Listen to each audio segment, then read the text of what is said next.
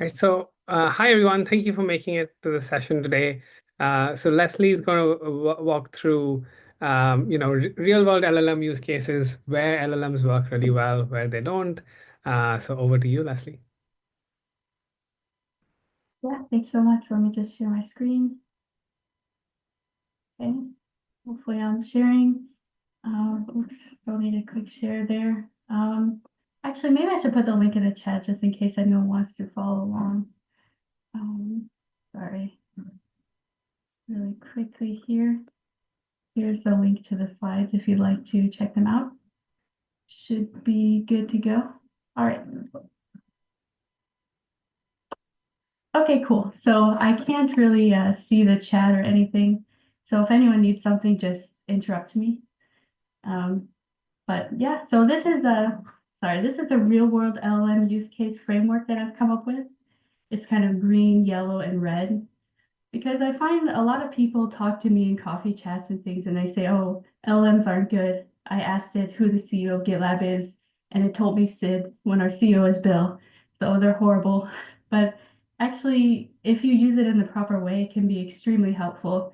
So hopefully this framework can help you think about how to use them and also it can uh, give you ideas. I have some practical ideas too. So the first thing is like, what even are LLMs? That's really important to think about when we think about use cases, because obviously you can't use a tool if you don't understand what it is. So I don't want to get too technical here. So basically, they're just large language models, emphasis on the language. Okay, so I really feel like if you think about this, you can really understand a lot about what good use cases are and not good use cases. Okay, but like a little bit more about what they are. So there's actually a course from two University of Washington professors called Modern Day Oracles or BS Machines. So a lot of people seem to think they're supposed to be oracles where you can just ask them anything and they give you perfect results. And people get upset when they don't do that. But that's not really what they are. But then people go in the opposite extreme and then they say, oh, it's just a BS machine. It's just going to give me a bunch of nonsense. It told me the wrong facts, so it's useless. So, a spoiler alert of taking that course is you'll figure out they're actually neither of those things. But I really recommend it. Definitely take that course. Well, a language model is a machine learning model that aims to predict and generate plausible language. So that's from Google right there. So large language models, I don't want to get too technical, but they're just language models that are trained on large data sets. Basically, that's what it comes down to. So if we keep that in mind as we go forward, it can really actually help us a lot. So like things they're not search engines. They're not capable of understanding truth and they're not capable of metacognition, which is where you think about your own thoughts. So I see people make this mistake a lot where they ask, let's say, Duo Chat, they say, why did you lie to me? Or why did you say that? Well, Duo Chat is literally just a model that predicts the plausible language that will come next after your question. So it has no possible way of knowing why it said that. So yeah, I really think if we keep that in mind, that's honestly a good first step to understanding use cases. Um, Okay, so a word on prompts. Like you're not going to find any super secret special prompts in this presentation because I find they're not really necessary with these chat LLMs, especially these days. So Andrew Ng often promotes lazy prompting. He says it works for him. Just literally type into the chat what you want the answer to. Like it's really that simple. And in cases where that doesn't work, it's usually that you're not giving the LM enough context. So like even if you were asking a colleague, you wouldn't just say my code doesn't work. You would say, okay, my code doesn't work. Here are the logs. Um, you know, here's what I'm trying to do. So I have people sometimes reach out and say, oh, I'm not getting good results with LLM. Should I be using XML? Is it because I didn't put the format that I want first before the instructions? And really, you don't need to worry too much about prompts. So yeah, the point of this slide is just don't worry about your exact prompt format. If you're having bad results, that's probably not the issue. Okay, another thing I want to plug is there's this AI use case project. So there's some really cool examples in there. Like someone was able to use Claude to create a utility for extracting calendar invites into a spreadsheet. Um, so the thing that's really cool is the person who created this is not a developer. I don't believe they know how to code, but they were actually able to use it to expand their skill set and extract data into a spreadsheet. So that's just awesome. Another thing is a solution architect created one for creating a presentation for customers. It's completely customized based on that customer's information. So I think that's a great use case. And yeah, I would check out this project, but the only bad thing is I think we need to contribute more engineering examples. So I'll try to do that. Hopefully we can all do that and really help out there. Okay, so I'm about to get into the green, yellow, red framework. Like I'll actually start with yellow because I think that's the most common ways people actually try to use it. But does anyone have any like questions or thoughts before we get into the framework?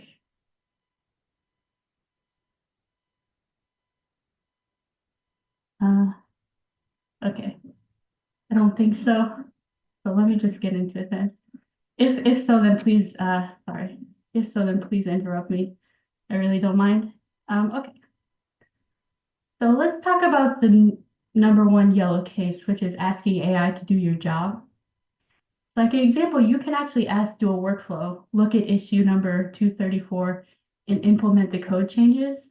And it can actually go into the issue, figure out what you need to do, and try to implement it. Or like, let's say you're a data analyst, you could say, analyze this Q1 sales spreadsheet and provide full visualizations. Let's say you're a tech writer, you could say, rewrite this document to follow these guidelines. So if you've tried this, you'll find sometimes they don't work, but increasingly they actually do work. Like I've seen people use Dual Workflow to actually implement certain accessibility changes that needed to be done, and it can actually do the full thing on its own. So, but I would argue that even if this does work, you shouldn't rely on it a lot, and there's a real cost to it. But also talk about scenarios where it's okay to do that. But the main danger here is like the way we learn. So I'm not a neuroscientist, but based on this source that's linked down here and also like what I remember from college. So basically, when you first learn something, um, connections form between the neurons in your brain. So they're not very strong, they're not very durable, but signals travel across the connections, yeah, not efficiently, but with repeated practice, there's support cells that actually wrap layers of a fatty substance around the communication channels. And so it's like insulation on a wire, and the signals can actually travel up to 100 times faster. So another thing is that the connections are actually more durable. So if you repeat um, the same learning multiple times, your brain connections actually get much faster and more durable. So you really do have to practice things, and it's called productive struggle, and it's necessary for learning. So, like as an example, I'm a mid-level engineer, and I still have a lot to learn to become a senior engineer, but I'm way better than when I started as a junior engineer. And the reason is because, I've spent thousands of hours struggling, you know, with error logs, not being able to figure out why this RSpec test doesn't work. All that struggle made these connections in my brain very strong. So even if you're able to use LLM to do your job for you, you're really going to be setting yourself up to not be able to do the next level. So I'd really, really be careful with this. Um, but there are some cases where it might be okay, like if the task is well below your skill level. So the connections are already well formed, so there's less risk. So like let's say you're a senior backend engineer, you can ask Dual Chat to write RSpec tests because you've already written thousands, or like you're a tech writer and someone gave you an MR with like tons of grammatical mistakes. Maybe ask Claude to clean it up so you don't have to worry about that. I think that would be fine. And also something that's outside your core skill set. So let's say you're a marketing analyst, you use Dual Chat to create a Python script to clean up a spreadsheet. I think that's totally fine. But yeah, do basically asking the AI to do your job is risky. I think you should just consider these things. Um, Another yellow example is data analysis. So like see people trying to attach really large files to Claude and asking it to analyze the data and identify trends and make a report, stuff like this, or find the anomaly in the log. And the reasons this are problematic is like LLMs are non-deterministic. So you could ask it one time and get one result, another time and get another result. And also they're black boxes. So you don't know how it came up with that answer. You have no idea. And also they hallucinate and generate plausible sounding stories. So my question about these type of use cases is how valuable is that analysis? And could you defend it under scrutiny? So if your boss says, that doesn't really sound right, I don't agree, how did you come up with that analysis? You're not going to have any answer. You're just going to have to say, oh, Claude did it. And that's not a good answer. So I think it's kind of a red flag to me when people say, oh, I have a great idea for Duo Chat. Let's input these huge data files and ask it to create this wonderful story about what happened. I just think that's not the best use case, but feel free to let me know if I'm wrong and you've come up with some way to do this successfully. The thing Um, I've thought about this, like, I'm going on like 3 years of using LLMs from like the early stages of Copilot. And I think the sweet spots are at the end. Like in a domain where I'm really experienced, like Ruby, I can catch its errors and tell it when it's wrong. Or when I know absolutely nothing about a language, then it can help me really climb the learning curve. But in the middle, where like I know some, but not enough to know when it's making mistakes, that feels like the most dangerous area. yeah, that's honestly a really good point. So true. And what can be a bit alarming is think about the thing you know the best in life. Like it doesn't have to be coding. Like to be honest, like I'm kind of like really into gemstones. So I can ask it some questions about like gemstones, emeralds, turquoise, or something. And a lot of the times there are small mistakes. So if you're getting these problems when you're asking stuff that you know well, then it's a little bit alarming about stuff you don't know well because you wouldn't be able to catch those small mistakes.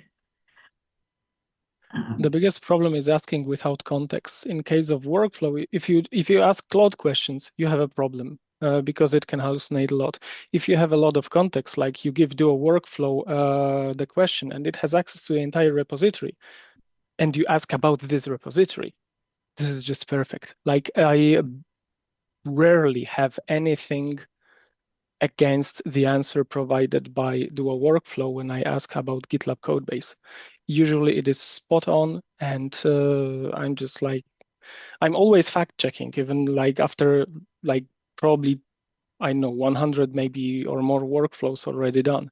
I still fact check everything, and like usually I have nothing to add, and it does a better job than me faster, which is awesome because I by fact checking it, I learn so much that is just amazing. yeah, that's awesome. That kind of gets into one of the green cases that I'm going to talk about, which is using it to improve your own skills. If you use it the right way, you can level up as well as, becoming faster and also like you're faster at your job, but you're also faster in the future because you learn stuff. So that's really cool. So I think if we think about how we learn and just be careful to protect these connections, these neural connections are really important. You have to have these in order to improve. Like there's no way you can improve without building these connections, but LMs can help you avoid making these connections or they can help you strengthen them. It's really up to how you use it. Um, okay. So Oh yeah, so there's another yellow use case, which is like just asking it for facts, random stuff that you could use a search engine for, like who's the CEO of GitLab. Like if you ask this right now to do a chat, it'll tell you Sid. And a lot of people view this as super embarrassing. Like how on earth can our own tool tell the wrong CEO? Like this is the worst thing ever. But really, there are a lot of reasons behind this. First, there are knowledge cutoffs, so the training data is refreshed periodically. Also, it could be hallucination in some cases. But also, like, I want us to think about the nature as large language models. Like, why are we using a large language model to ask who the CEO of GitLab is? Like, that's not the right tool for the job. I really don't know why people are doing this constantly. But to me, it's not really that big of a deal that it gets this wrong or like other basic facts. Um, so but this is another area where more context like dual workflow, yeah, that will help in the future. But at the same time, I just don't really know that straightforward questions are things that you need to be asking to LLMs. Like search engines still exist is probably the best way. And like, yeah, there's AI search out there. And obviously we know that it's not perfect. There's this case where someone asked how many rocks it should eat and it recommended one based on some Reddit source or something. But yeah, even recently the Columbia Journalism Review did a study and they found that like normally it didn't report when it couldn't provide the answer or provided incorrect like answers instead. And like even premium models didn't provide better results. They just were more confidently incorrect. And then source links were sometimes fabricated. So I feel like, Claude is coming out with AI search soon and people are really excited. And, I am too. I like AI search, but at the same time, sometimes you should just go to this regular search. Don't rely on this AI overview and just search for the information you need. So Yeah, treat it but with this case is interesting because how many rocks should I eat is already introducing bias. Because you assume you tell the language model that you want to eat rocks and you know it is okay to eat rocks. So how many should I eat? This is introducing bias. This is one of the things that we should avoid, right, in using LLMs. Yeah, that's a good point, honestly. I'm sure if you asked it, should I eat rocks, it would probably say no. So yeah, that is a good point. It's really important. And like another thing that can easily introduce bias is when you say, like, it can be biased towards your own point of view. So you can say, I believe this, my coworker said this, who's right? Most of the time you'll find that it says that you're right. So if you want to ask something like that, you shouldn't specify which one is your point of view. You should just say, engineer one said this, engineer two said this. What do you think is the right answer? That Yep. way you can avoid that. Because yeah, you're right. It's very easy to bias them towards the wrong result. I found the same thing with even with workflow. Instead of asking like, what's wrong with this code? There is an assumption that something is wrong. Asking like, please analyze the code responsible for this and this. My expectation is that it will do this and that. Oh yeah, that's really good. Good point. Most all the LLMs, they all have this disclaimer, like don't be careful, don't believe everything you hear. But it's like it's becoming so prevalent, it's kind of dystopian. It's like, yes, you now live in this world where you can believe nothing ever. Have a good Yeah, time. yeah, True. I would agree. Like how I do it is I don't like that's why I kind of don't recommend using it for these type of cases. Like to be honest, if I was really researching how many rocks I should eat, I would probably ignore the AI overview. Um, and or like, who's the CEO of GitLab? Why are you asking that to an LLM? Like, what's the point of that? You could get a lot more accurate information by just searching and looking on the company website. So yeah, I think we need to be careful with the AI search, but it can be helpful. Let's say, like as a starting point, if you don't feel like researching some type of topic or something like that. But like, how teachers, at least to me, they used to always say, oh, when you use Wikipedia, look at the sources, don't look at the text. Just look at the sources and learn from the sources. That's kind of how I view these. Like you can use it to find sources, but don't believe anything that it just says, if that makes sense. Okay, so that's all the yellow use cases that I've come up with. So use cases that kind of work, but really aren't the best. So does anyone else have any yellow use cases that you've found, like maybe you see other people using and you kind of cringe a little bit?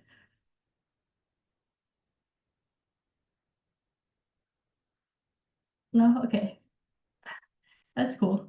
Yeah, so I think the main ones are just thinking about like, you know, is a language model the tool for the job? And in a lot of cases, it's not. So, in my opinion, that's kind of where you need to think about what are the um, use cases to be worried about versus the good use cases. I'm going to get into those next. I accidentally stopped sharing. Sorry, is this the right thing? I don't think so. My bad. Let's see. Okay. All right, so let's get into the good use cases. This should be a lot more interesting. I'm sorry, I know this is a lot of text, my bad. But I just want to talk through them because they could provide some ideas and like definitely feel free to contribute some. But basically the gist is that it's using AI to level up your own skills. Like one thing you can do is say, explain this Python code from the perspective of a seasoned Rails engineer. So let's say you know Rails, you don't know Python, it can help you learn the differences. That's really cool. Or like you can say, let's say you're a support engineer and you're doing a new problem. You could say, as a support engineer at GitLab, what would you try in order to resolve this problem? So rather than asking it to solve it for you, you can ask it to walk you through it. I could have asked what grammatical errors are there in this presentation and explain the rules behind them. That way I'm actually learning the rules. I'm not just asking it to do it for me and like fix all the problems. Or like another thing is like if you ask it to review an MR, you can ask it to suggest alternate approaches because as software engineers, we know there are always pros and cons to every single thing we do. So it can really get detailed, every single line of code or every method. It can say what other approaches you could have done and what are the pros and cons of those. And what I really like is that you can get oddly specific with it. So I can be like, create a 7-week study plan for me to learn machine learning. But I'm a software engineer, so I have some background. And I also took linear algebra in college, but it's rusty. And by the way, I only have 45 minutes per day. So like if you asked a real tutor to do that, I think they would be rather upset. But you can get as oddly specific as you want with it. And I found good results with that. And like another really cool one is, let's say you're using duo chat slash commands such as slash test, which creates tests, or slash troubleshoot, which like finds the problem in a pipeline. So you could be like after you use the slash command, you could say, how did you approach writing the test? Any trade-offs? Or like you could say, how did you figure out the pipeline problem? So you can actually learn how, like what maybe logs you should have looked at or something like that, so you can solve that problem in the future. So like, are there any other cases that people use along these lines? Yeah, I used it when I was working with Python code, and I need to add some, let's say, feature to some Python code, and I'm no way as fluent in Python as I am in Ruby. So I knew where I should put the code.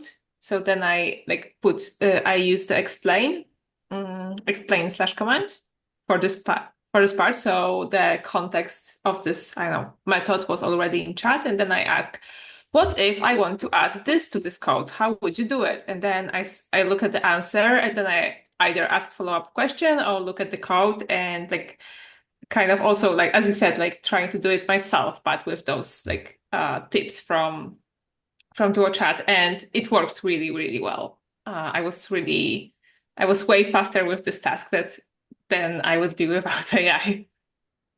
But at first, like I started with like giving context, so like doing this explain and like because I knew where I want to put the code, and then we were like, and then I was asking like refactor it, so make it nicer, and looking at like how it would do it and if I like it or not. So yeah. Yeah, that's awesome. And the great thing is then you understand the code. So if you have to change it, you don't maybe have to ask the AI how to change it. You could just do it yourself because you understand it. And also in the future, you can do similar tasks a lot faster. So that's really great. A lot of the stuff that Lucas was talking about, it kind of goes along this lines too, using dual workflow to help you like level up your skills. I think that's absolutely awesome. Yeah, I always ask it to create a detailed report with code examples and save everything to the report.md or something like that. And I have like 3 pages worth of text basically explaining step by step every single process, every single function, every single thing that happens when I like click a button or something like that, like create merge request and what happens then? Because like I have no idea what happens inside when you create merge request by pressing the button. And it can tell you the whole story, step by step, what is GitLab doing, where it goes to Sidekick, where it goes, which job is spawned, everything. It's awesome. You can learn so much about like inner workings of GitLab. That's just crazy. That's awesome. And have you found that you kind of retain it and you can use it in other contexts? Yep, Yeah, precisely. that's awesome. Yeah, so I would say like anything along these lines, using as a coach, tutor, anything like that. I actually have some information about like why it works a little bit more. So I'm just like, imagine 5 years ago, someone said you can have a personalized tutor on any topic, and they might not be perfect. They might get stuff wrong, but still, you can, no matter how specific the question is, you can have a tutor walk you through it. And there was actually a study by Harvard, and they helped people improve their cover letter writing skills. So how it worked is they wrote some cover letters and then they got AI feedback on exactly what they should improve. And then they wrote another cover letter without the help of AI. And it showed that it actually did help them improve their skills quite a bit more than just practicing or just reading some information about good cover letters. And another thing that really helped them was um, seeing an AI generated personalized example of a good cover letter. So the AI could see what they did wrong and give them a better example. And so in this study, it showed that they had more of a chance of actually getting an interview and stuff like this. So this is real ways that LLMs can help people in their life. So when people say they're just completely pointless because they hallucinate, I don't think that's really quite accurate. They are quite helpful sometimes. Yeah, like you can ask AI to quiz you. Let's say you read some really tough documentation, but you want to learn it, ask the AI to quiz you. Or also when you're asking questions, you can tell it, don't tell me the exact solution, just walk me through it. So this will actually help you build those neural connections that we were talking about before, and you'll become better. Um, Okay, so yeah, this is kind of exactly what Lucas was talking about, but you can use dual workflow for repository search. So like what you can do, let's say you're an engineer, you could say search this repo and tell me how to implement a new field in GraphQL. And it kind of helps to say save the results to results.md. Exactly, because otherwise it can just figure out the thing and say, okay, I'm done. Yeah, I know already, and exactly. not write you anything. I probably like first 10 of my workflows are like that. Like, I'm done. Thanks. See ya. Yeah, because technically it did search, so it found the information, but um, yeah, because dual workflow is kind of like oriented to doing stuff. It's like this agent, so it's supposed to do stuff. So yeah, you have to tell it exactly what you want it to do. But other than that, it's really cool. Or like, let's say you're trying to understand the AI gateway, you can have it explain step by step how the requests are sent. I actually did that recently because to be honest, even though I contribute to AI gateway, I still didn't really understand very well. So this really helped me understand it a lot better. Mm. And also, one example I was thinking of, I'm not totally sure, is like, let's say you're a tech writer, you could say, search this repository and tell me how long chats are retained in dual chat. And then you could like create the MR. Let's say it didn't say that in the documentation. But the only problem with that is, of course, there is the chance of hallucination. So maybe you would want to add a disclaimer and when you're asking for a review and just have someone check it out, make sure it's accurate. But still, I mean, it's something you could at least try. So, um, yeah, it's just like repository search is a game changer because like it's kind of weird how before we were just like sent into these huge code bases with thousands of files, millions of lines of code, and we are just expected to kind of like understand patterns, understand a lot of stuff that was really difficult to understand. Maybe we had to get a walkthrough from more experienced developers or just spend a long time searching for like the simplest answer. So I really encourage you, if you haven't tried dual workflow, definitely try it out, especially for the repository search. I think it's really cool. Any other thoughts on this? I have a question. Does dual workflow also take into consideration previous merge requests or issues to add some context about why something is done? Yes. It has access to epics, merge requests. It has access to issues. So it always searches stuff. So you can ask one of the best things that you can do if you work as an engineer, you can create an issue, for example, describe everything that needs to be done in this issue. And you go to workflow and you just say resolve issue number, blah, blah, blah. Okay, and it cool. just does that. And then you use Duo, GitLab Duo bot to review the merge request once you push and create a merge request. And you have AI checking after itself, or probably different model is checking after, like mind-blowing. Awesome stuff, really. Yeah, because I find that like sometimes there's like odd patterns in a code base, even relative to like the framework it's using. So like sometimes you do something that's not the Rails way, but there's a really good reason for it. And having some context on why you do that can really influence maybe what you do next. And by the way, if you have design patterns and stuff like that, like documentation of how you should design these things, make sure to tell workflow to use this document and take it into consideration while implementing that part. And it will do that. It will use the basically like guidelines that you have. Same with technical writing. Use this document as a guideline on creating this README for this project and stuff like that. Awesome stuff, really. It really takes stuff into consideration when you tell it, because you need to prompt it to have this context. It will most likely not take it into consideration itself. Same like create a merge request with a bug report, and you need to say use the bug report template, because we have bug report. It will use bug report template, all that stuff. Cool. So, Thanks. Yeah, that's super awesome. If you don't mind, maybe you could add some of your best use cases to that project I was talking about earlier. I think that would be super helpful. I think we could all learn a little bit from that. Because I use dual workflow for stuff like this, but I'm not super advanced, I would say. So, yeah. I use it like crazy because I love it so much. But specifically for support use case, so for troubleshooting customer cases and occasionally for reporting a bug.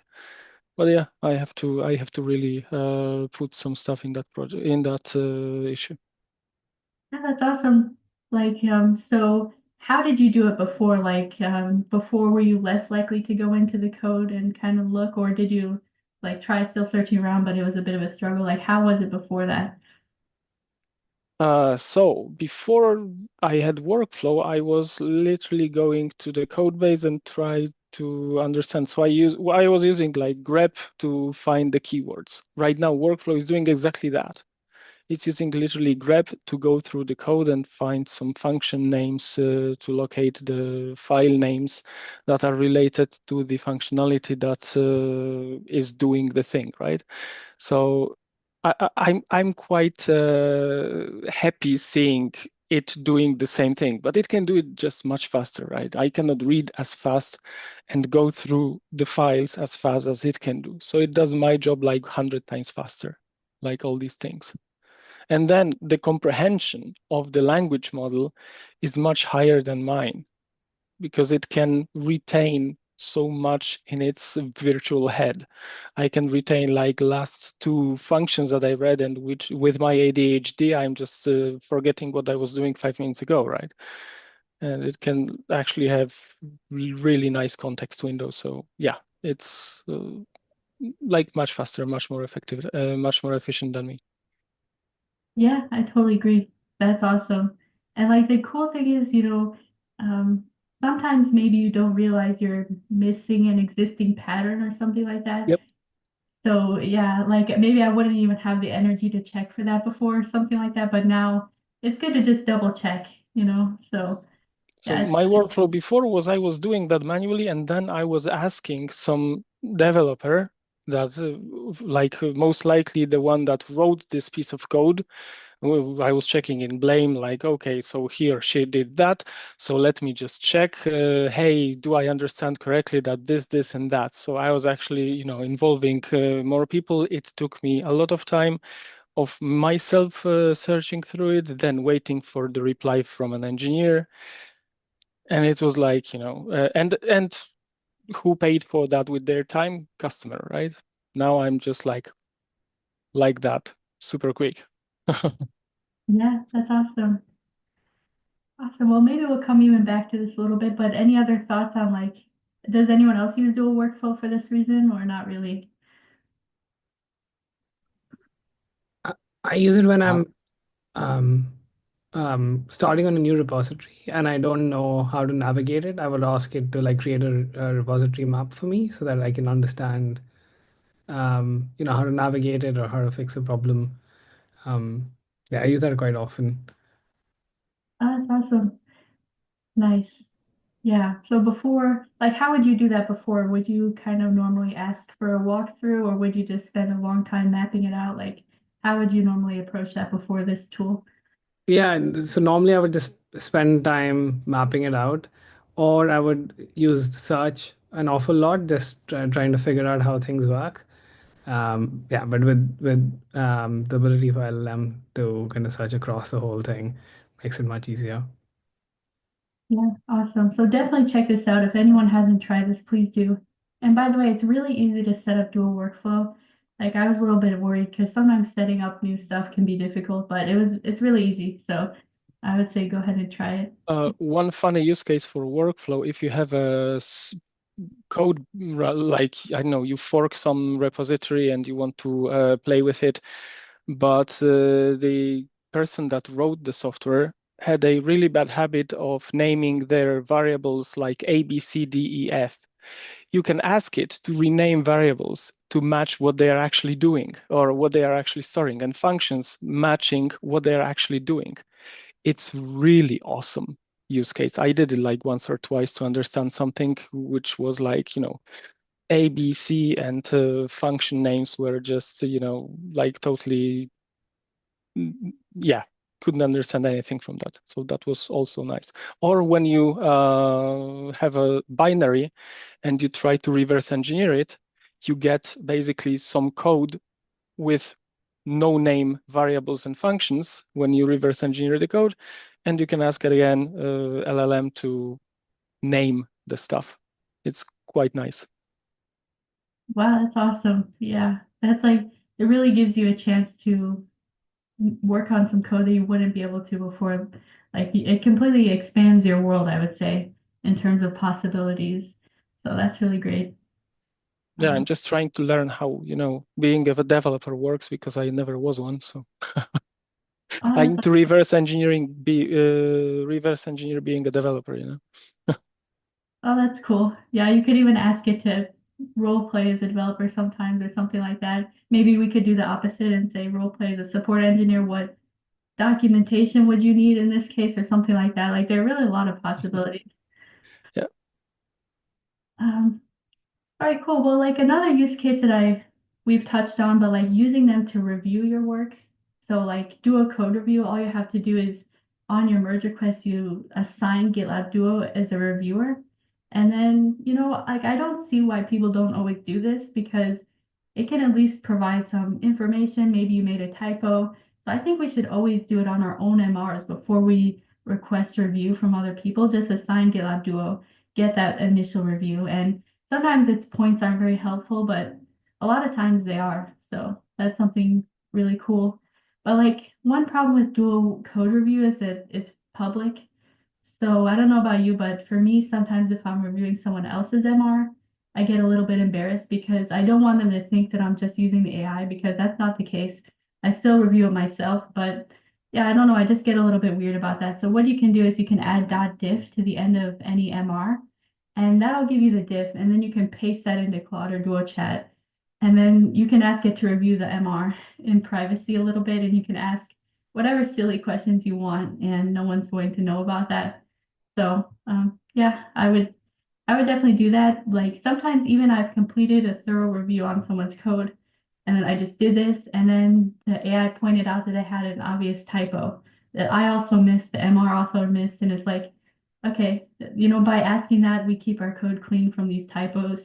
So it's a really good thing to do. And also like I downloaded this presentation and asked Claude for feedback by attaching it as a PDF. So I didn't implement all the points, but because I didn't have time, but at least I can say, okay, what do you think? Any thoughts, any things I should improve? And it can give some helpful ideas. And like also if you're doing any long communications, like you're writing a long Slack message or email or issue description, anything like that, I don't see what's the problem with just asking it to review it and provide suggestions, not apply them on its own. Because if you ask it to actually just improve, let's say you say rewrite this issue description. The problem is like it gets this weird AI generated tone that's really obvious that it's not a real person writing. So I think it's important to like preserve our own authentic voice. So for all this text they're seeing here, it might not be perfect, but it's my voice at least. So yeah, I would say don't have it rewrite your text, but at least ask it to provide suggestions. So yeah, has anyone else used LMs to review their work maybe before sending to other I have a people? question. When you do the thing where you paste in the diff to do a chat, for example, how do you give it context to the original MR and code and stuff if you're outside of the MR? Like, do you mean stuff that wasn't directly touched or something like that, or? Well, the example there, like just pasting the diff in, it doesn't have the context of like the discussion on the MR and like if you actually typed the Duo code review in Yes. the MR. Well, actually, this suggestion is not even necessary for dual chat because dual chat already has context. So if you just go to any MR and you start asking questions, it should already have context of the diff and the discussion, everything like that. But if you want to do it with Claude, you would have to paste that stuff in separately. Um, but yeah, that's something I would try actually. I should have highlighted this more as a dual chat. If you're on an issue page, an epic page, and merge request page, it has access to all the comments, the description, so you can start asking questions without having to. So I would say the thing that you can do in this case with Claude, what you can paste is .diff and .json because .json contains all the, let's say, discussions, right?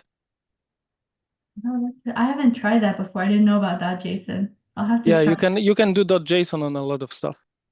It's quite nice actually. Oh, okay, cool. But Yeah, wait, but mr.json doesn't contain, so yeah, so you have .patch is basically patch, .diff is the diff, and there should be discussions.json, something like that. I know that you can do the discussions as well. So it's 100% that you can do that too on MRs. okay. Let me just add this really quickly so that I don't forget because that's really helpful. Yeah, I'm gonna have to check that out. I honestly didn't know about that. Um, Also, yeah, dual chat has the context automatically, so I should have just said Claude there. Okay, sorry, we're editing on the fly. Um, okay, cool. So yeah, like basically anytime you want another person to review your work, like why not just get the LM feedback first?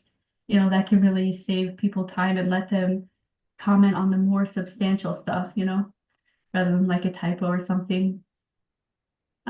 Okay, so like there's this other thing you can do, which is stretch your skill set. So like let's say you're a product manager and you're using GitLab Duo to write a script that has all the epic activity for this milestone and write it in a spreadsheet. Let's say you need that. So maybe you don't know how to code, but you can stretch your skill set.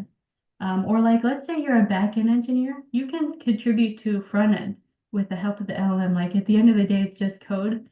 So I think that's really cool. Like if there's something simple you need on the front end, or you're a front end engineer, you need something simple on the back end, like why not just try to do it? Like stretch your skill set, it'll be done faster. That's something that I've done and I've seen other people do rather successfully. Or like let's say you're a designer and you don't really code much, but you can create an interactive demo. Or like you're a solutions architect, you can make marketing materials. So like just a point I want to make is that like we're all way more capable than we give ourselves credit for. Just because I'm a backend engineer doesn't mean I can't do front end. Just because someone's a designer, that doesn't mean they can't code. And like LLMs can give you your own personal tutor to help you. So, because like a lot of times it's just a really small stumbling block that you get stuck on with these things, and it can help you get over that. So has anyone done something like this? I'm actually really interested to hear.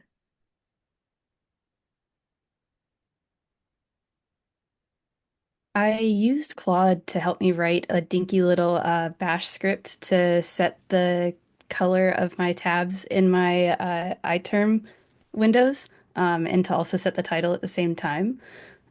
Something that I found was really helpful during that is I would have it like generate some code. I'd also try to get it to explain the code.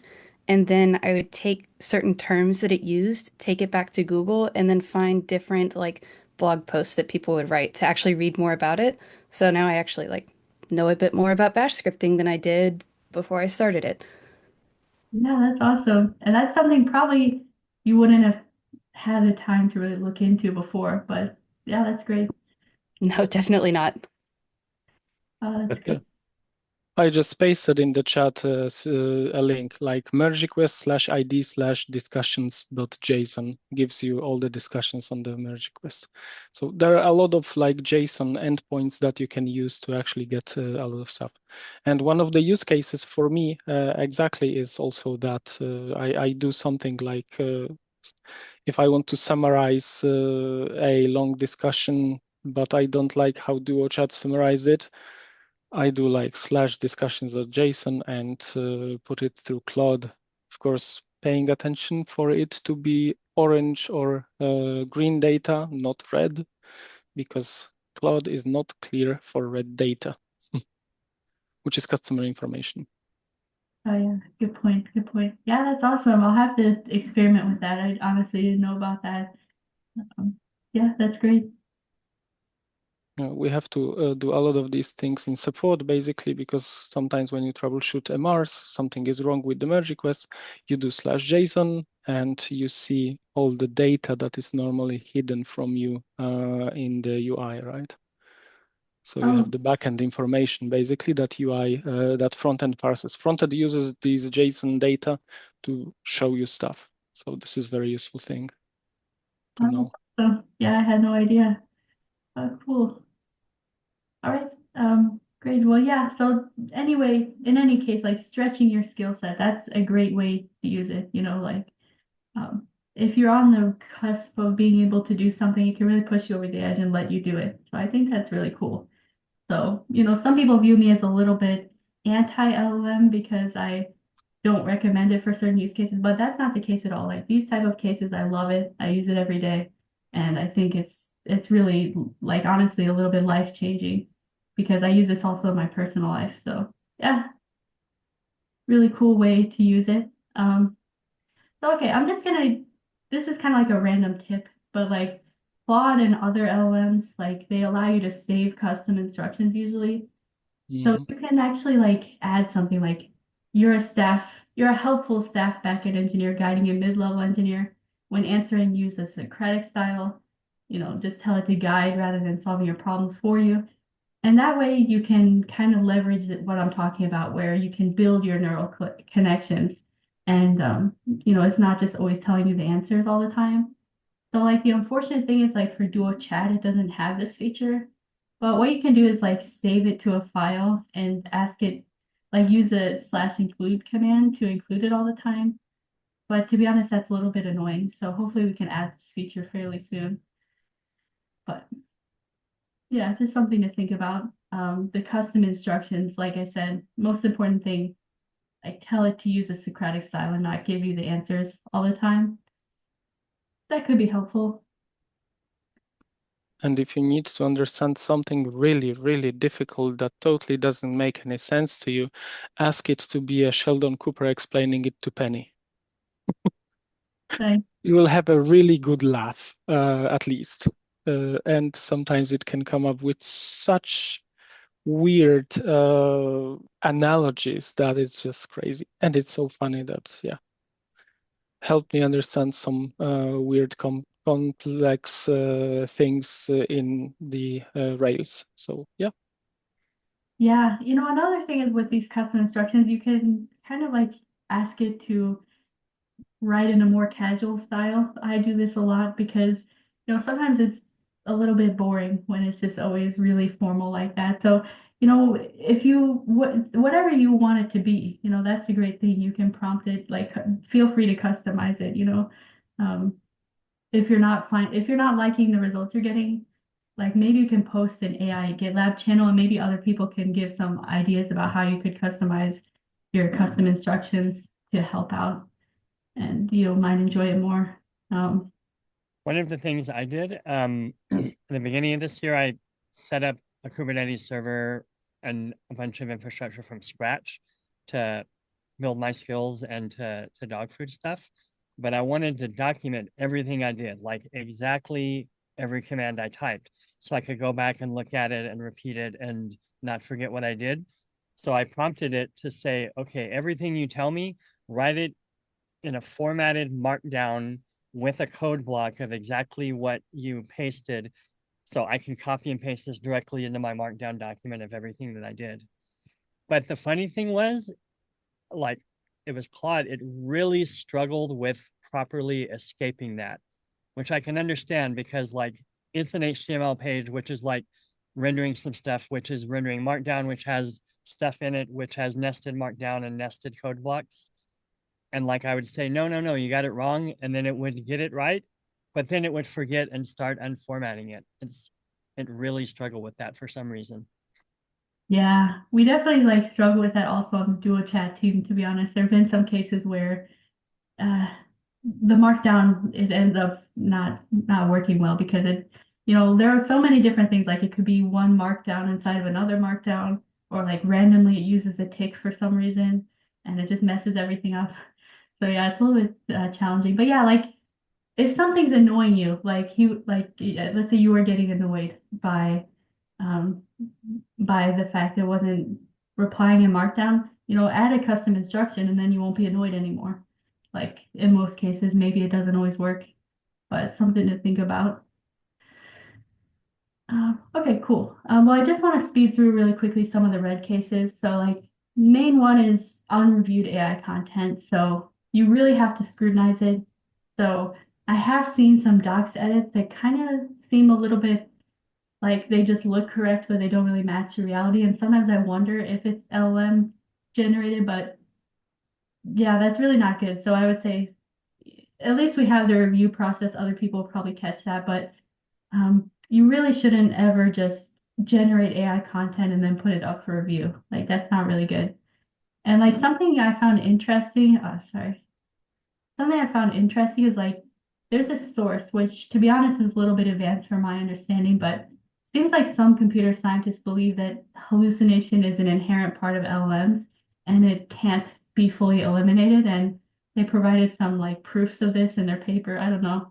It's a little bit hard for me to understand, but maybe you could check that out. Um, but also like this quote from Anthropic where it's like at a basic level, language model training incentivizes hallucination because they're always supposed to give a guess for the next word.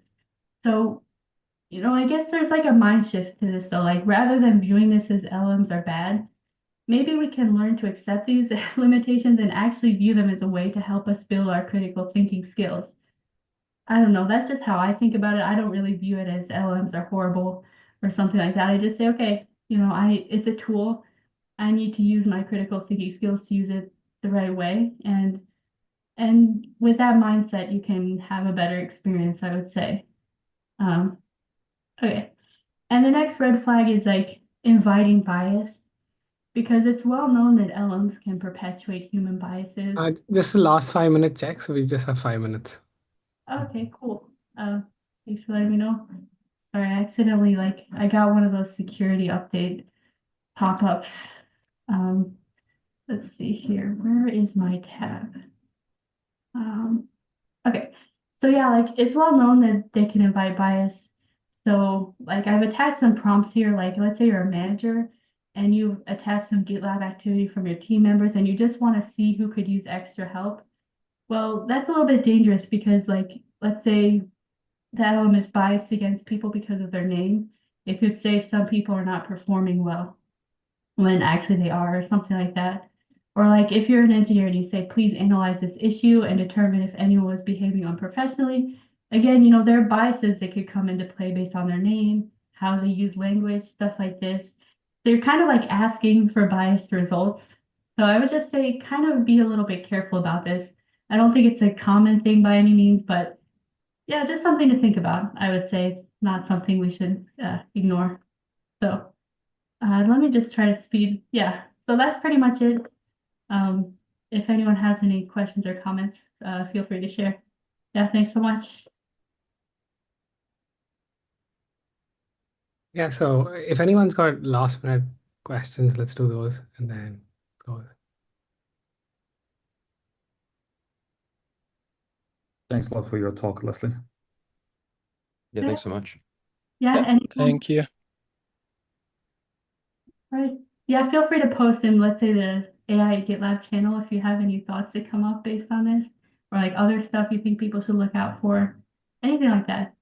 It would be I I helpful. just want to add something real quick in regards to using LLMs to like upskill or to improve your skills essentially, especially when it's something that's quite complicated or complex. Just to share, like one thing that I find really useful is using like analogies. So if I don't understand something, I ask it to, maybe provide me with a starting point and also provide it using like examples and an analogy to like a real world example. So yeah, I just wanted to share that. I find that very useful. And also it's been quite helpful in improving my skills in CSS, which is more, I'm a backend engineer, but like front end stuff, which I don't like, CSS. But it's been very useful. I just wanted to share that. But thanks for yeah, your knowledge sharing. Appreciate it. Yeah, that's awesome. Thanks so much. Maybe we have 1 minute yet. I just got a question. Leslie, what do you think about Anthropic desktop with MCP connected versus DuoChat? Yeah, so to be honest, I haven't had a chance to mess with that as much as I'd like to. Yeah, really sorry. I don't have a good answer. But like, I don't know, what do you think? Or does anyone have any insights about that? Yeah, I have some experience with MCPs. I connected quite a lot to my home computer with Claude, and it is quite awesome, and it is quite scary what it can do if you don't pay attention to the thing that it is saying it will do, because it can mess up quite a lot. So, like for example, if you give it file system access, give it access to only one directory in which it can mess around whatever it wants. If you give it access to a Git repository, you give it Git rights, give it access to a repository, not to like too much, right? That's quite important to limit its accesses because it can do a lot and it can do quite hilarious mistakes. So yeah, I definitely encourage everyone to play with MCPs. They are super easy to set up, super fun to play with, and like for example, I used MCP to organize my notes. I have like 3,000 notes in Obsidian, and I asked it to read all my notes, to make content maps, categorize. I don't put them in folders. I now have like 15 markdown files with topics, and each topic has list of notes. I would never do it. Like 3,000 notes. Come on. Like it's not humanly possible to do it in like a week. It did it in like 30 minutes. Just mind blowing. So yeah, definitely play with it. It's awesome. Yeah, I've been procrastinating a little bit, but I'm going to do it soon, I promise. Well, thank you, Leslie. We're at time. This is so brilliant. Thank you so much for sharing this. And thank you, everybody, for joining. Bye. Thanks so much. Thank you, Thank Luke. you. Bye bye.